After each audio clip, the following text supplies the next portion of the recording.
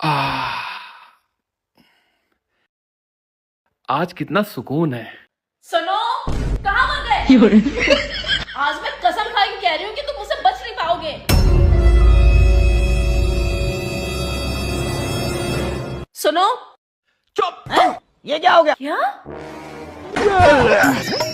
अगर तुमने मुझसे एक लफ्ज भी और बोला तो मुझसे ज्यादा बुरा और कोई नहीं होगा।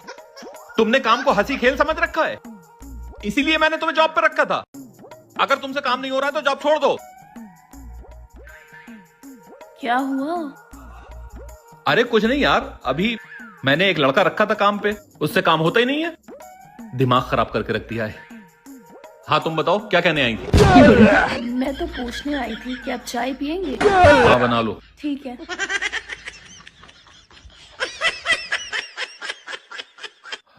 जान बच गई। क्या कहा? मैं कह रहा था जान हो तुम मेरी। आमीना।